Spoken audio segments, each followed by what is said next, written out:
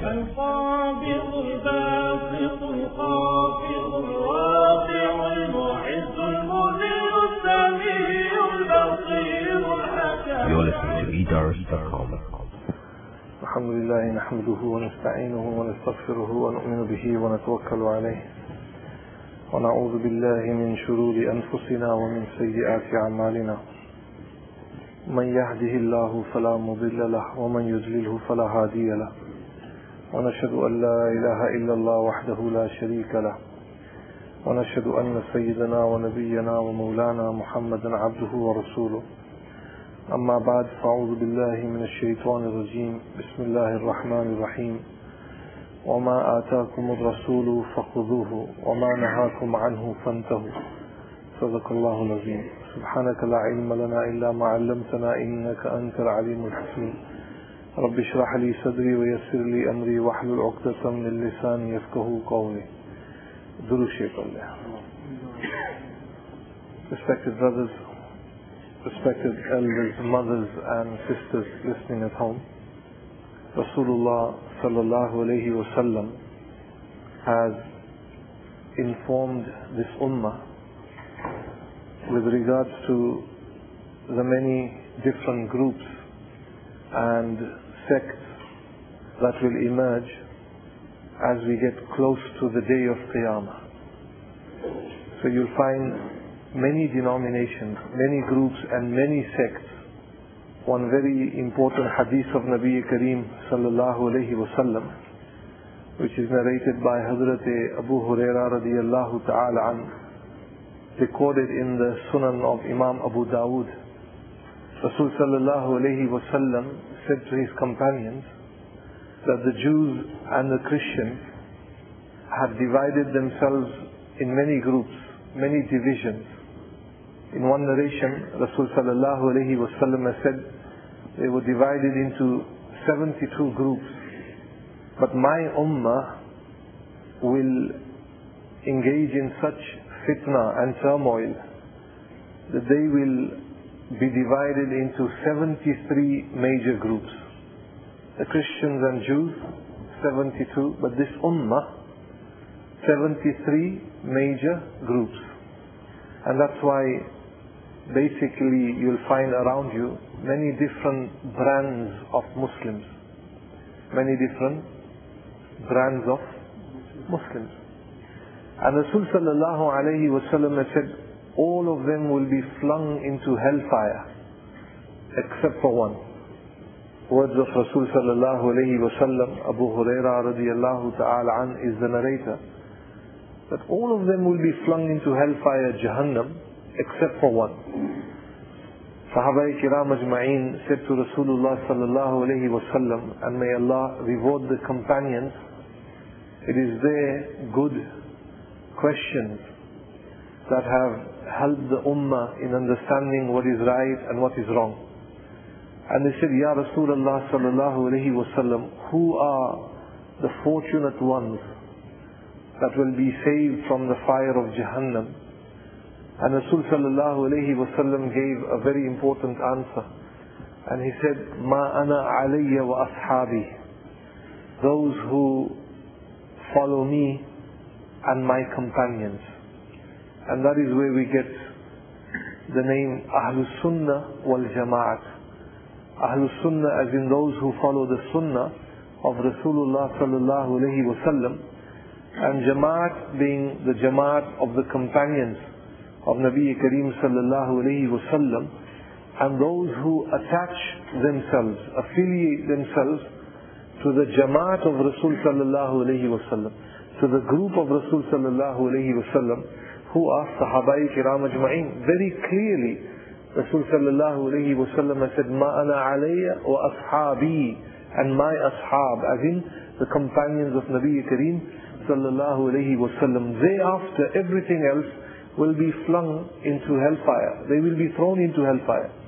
Allah subhanahu wa ta'ala save us and make us amongst those who are from the Ahlul Sunnah wal Jama'at. It is very easy for a person to say, oh, that person says La ilaha illallah Muhammadur Rasulullah, and that why should we say that he is not a Muslim, or why should we give an opinion about a person who says Allahu Akbar.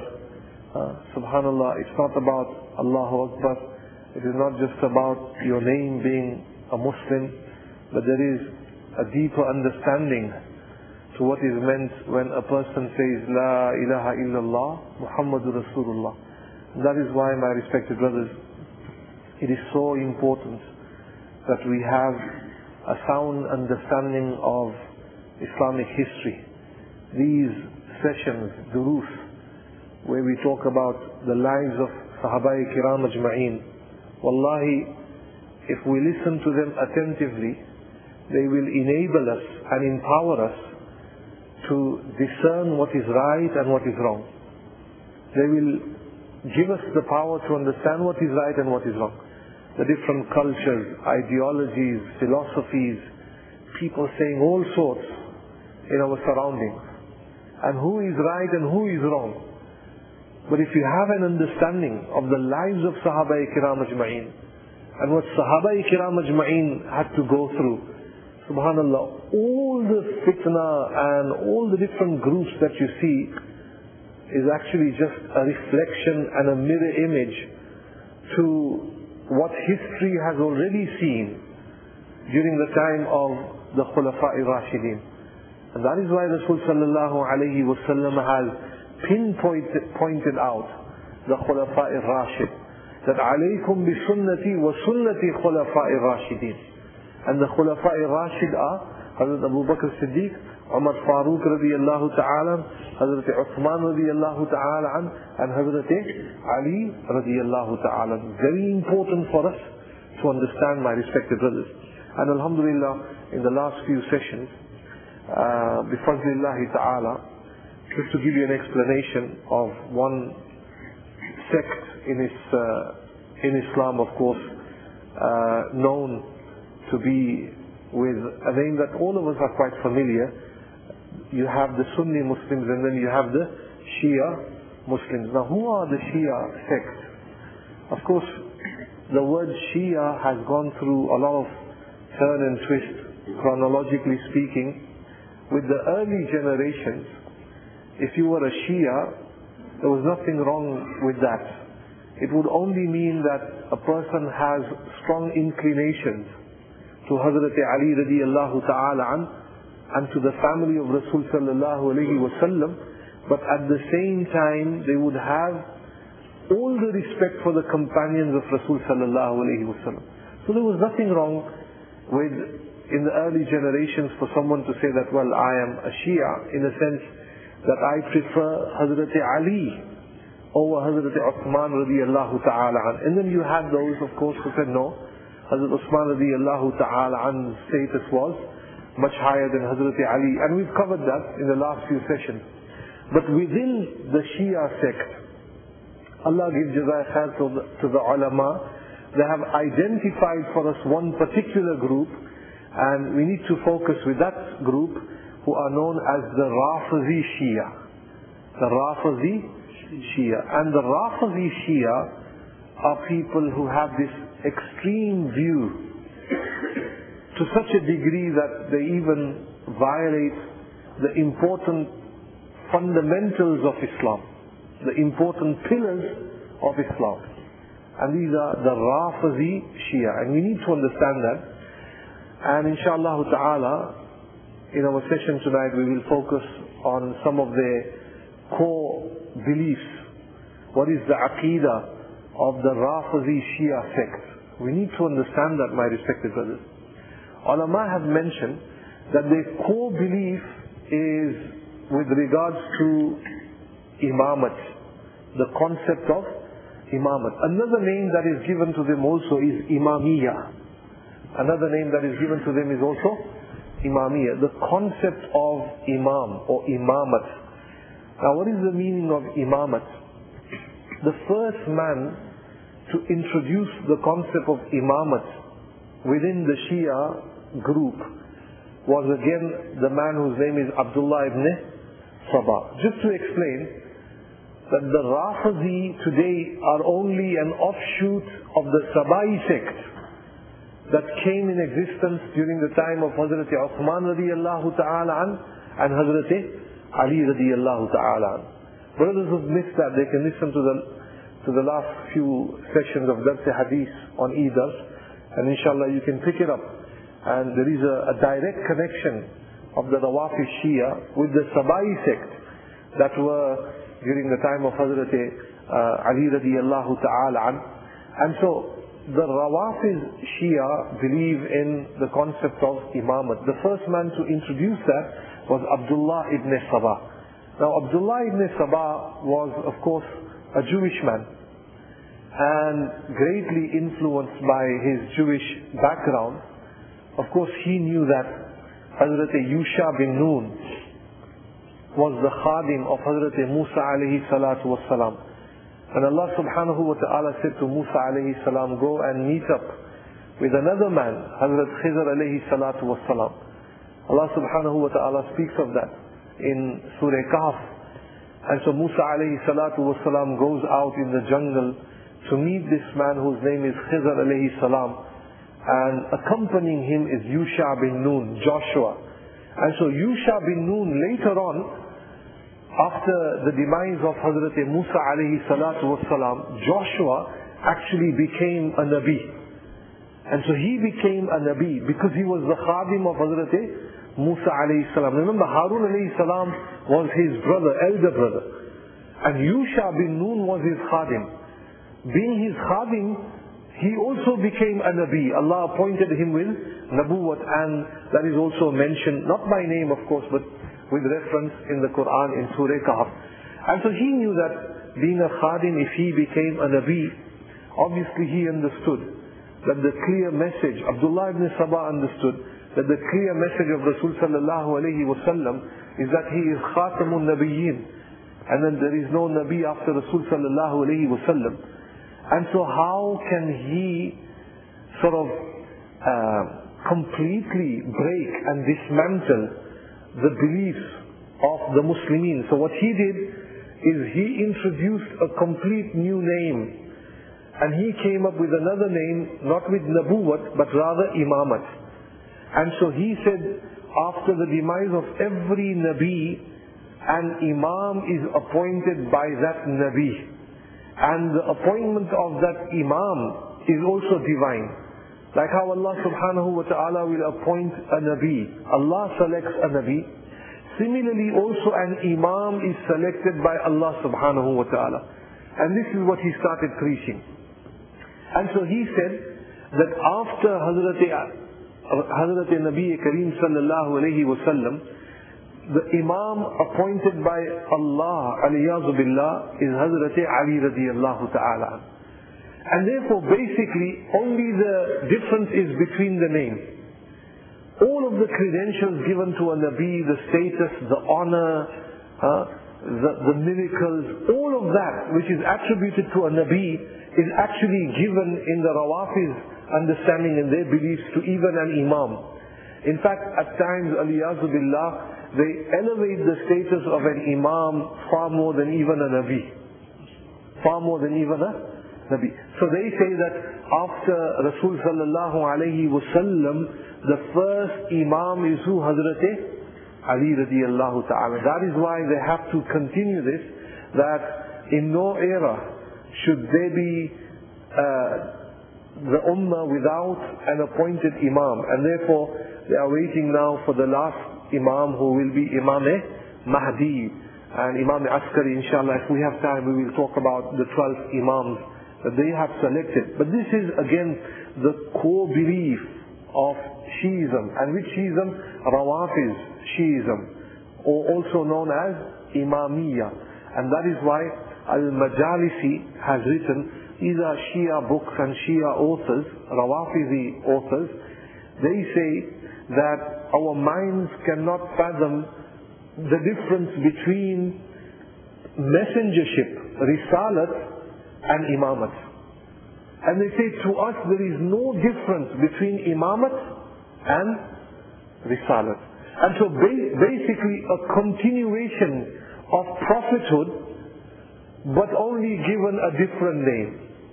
but only given a difference, so that he does not tarnish the core belief of the Ahlul Sunnah wal Jama'at, that we say that Rasul sallallahu alayhi wa sallam is Khatamun Nabiyyin. Ariyazu billah. These are their aqidah. That is why also Ismailiyah believe in the same philosophy, that at every time there is an appointed Imam, and they get the name from Ismail ibn Ja'far.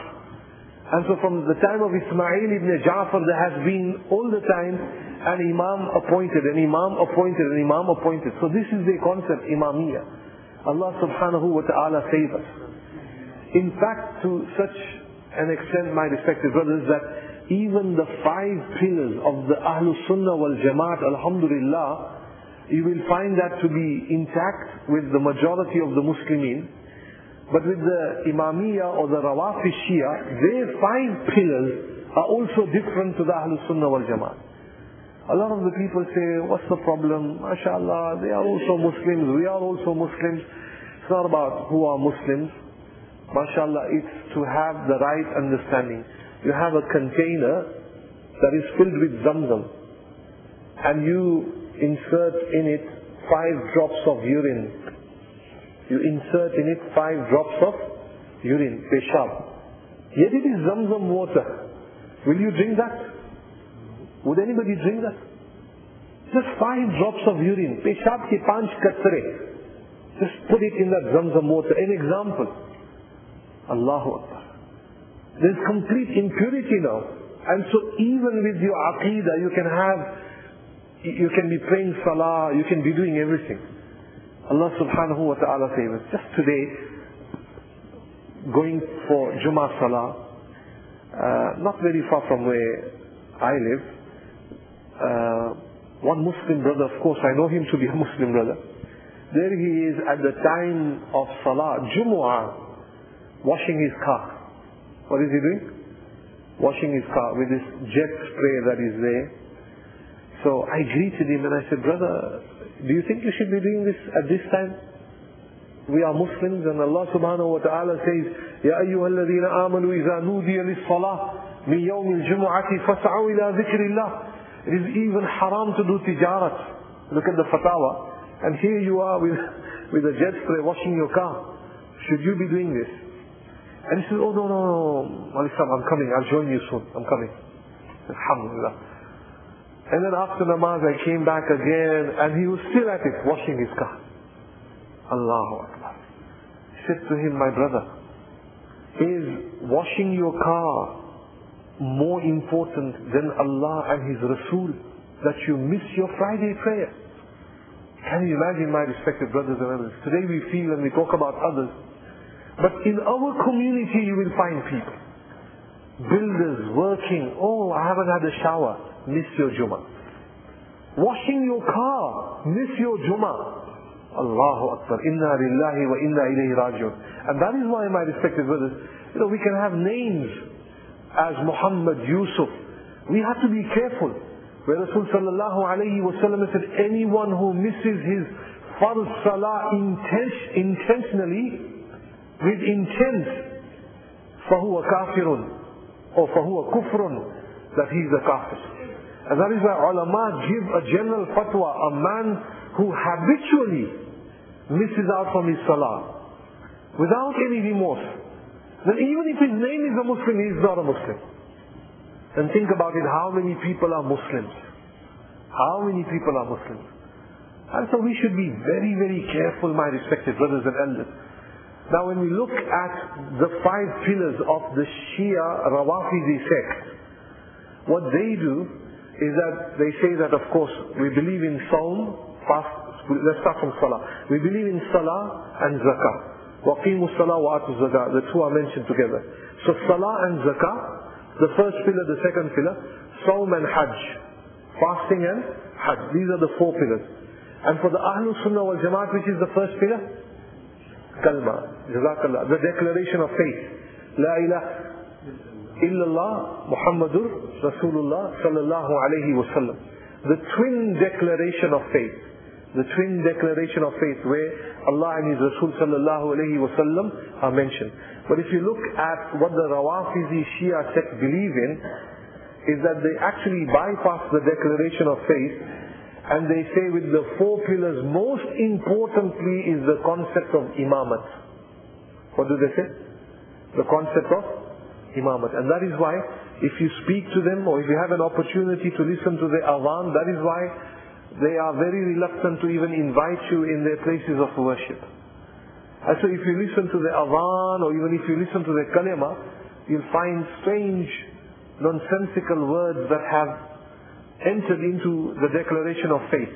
And they will say, La ilaha illallah, Muhammadur Rasulullah, Aliyun Waliyullah, wa Khalifatu Rasulillah bila faslin. What will they say? La ilaha illallah, Muhammad Rasulullah. That's fine. But then the attachment. La ilaha illallah, Muhammad Rasulullah, Aliyun Waliyullah, wa Khalifatu Rasulillah bila faslin. That is the concept of imamat. And so this is their first pillar.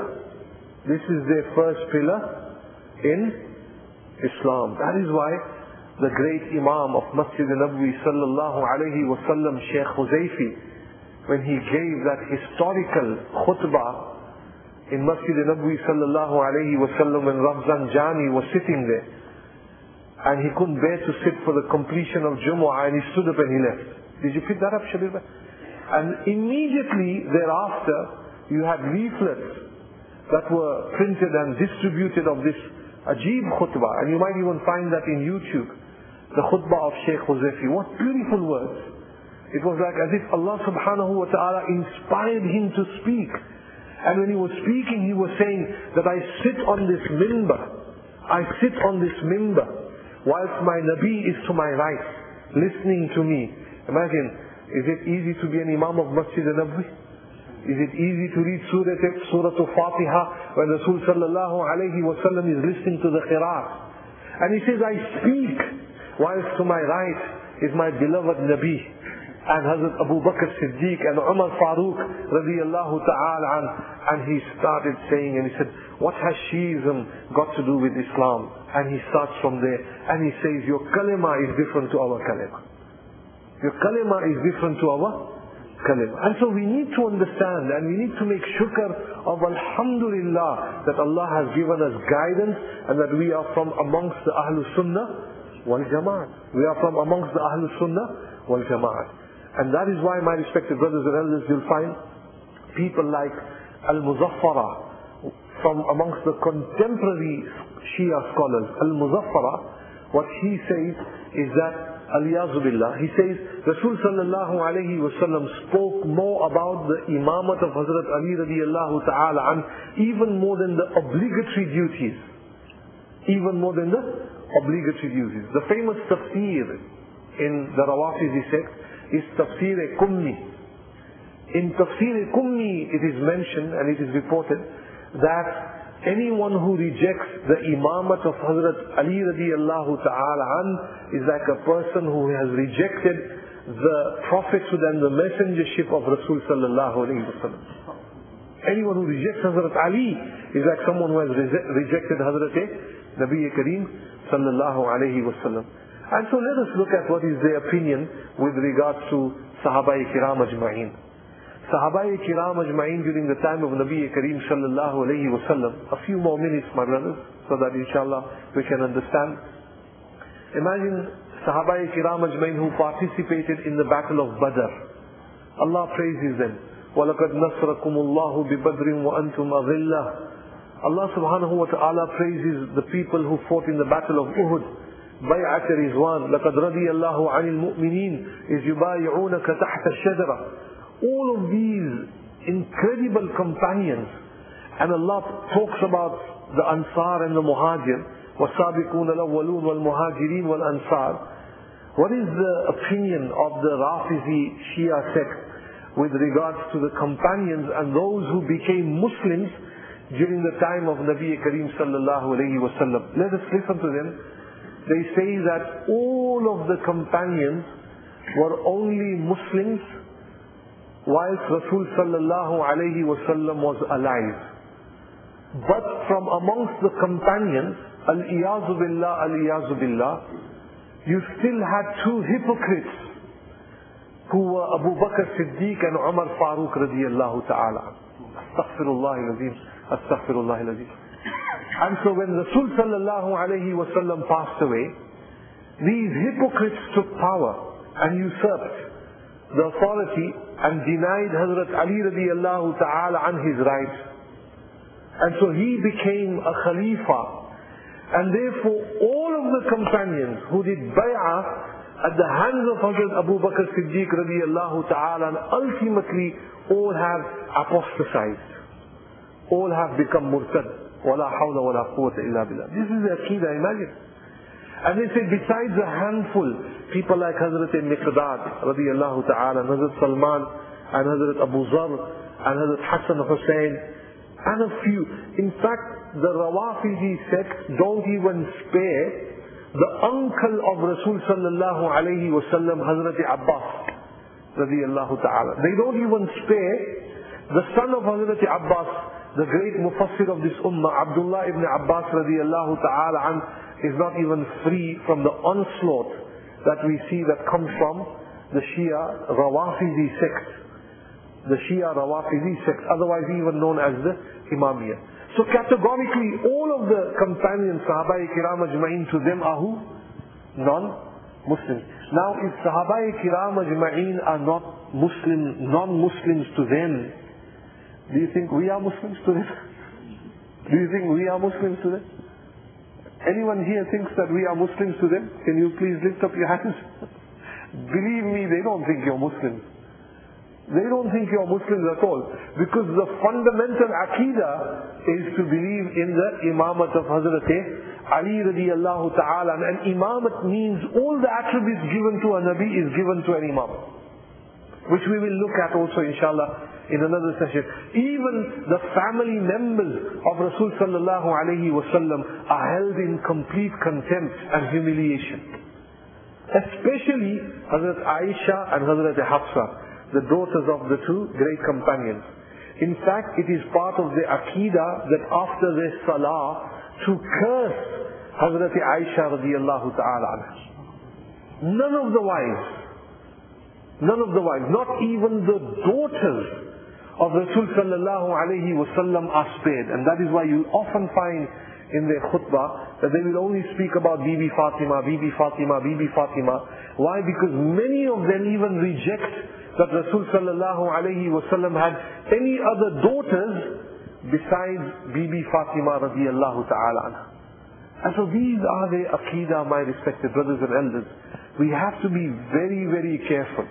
We have to be very, very careful, and we should do shukr that alhamdulillah we are amongst the Muslimin. That is why Rasul sallallahu alayhi wa sallam has said, from 72 will be thrown into hellfire. And so what we need to understand, point number one, to believe in Allah and His Rasul. Point number one, to believe in Allah and His Rasul. Number two, to have deep love for Rasul sallallahu alayhi wa sallam. Number three, to have deep love for all of the companions. And number four, to understand Sharia by Madahib Arba'ah, including all the Masail and the Imams of Aqaid, Maturidiyya and Ash'ariyya and all of them, and also understanding the Madahib, Imam Abu Hanifa, Imam Malik and Imam Shafi'i, Imam Ahmad bin Hanbal, to understand the deen through fiqh, and fiqh which is accepted through the madhab. Again, the ulama and the muftiyan izam have said these are very important notes that we have to take for us to be firm on the right path. So you'll find many people saying that this is what we believe in, this is what we believe in, this group and that group and this group. Subhanallah, be amongst the jama'at, to love all of the companions and to stay away from bid'ah. Your salah should resemble the salah of the companions and Rasul sallallahu alayhi wa sallam.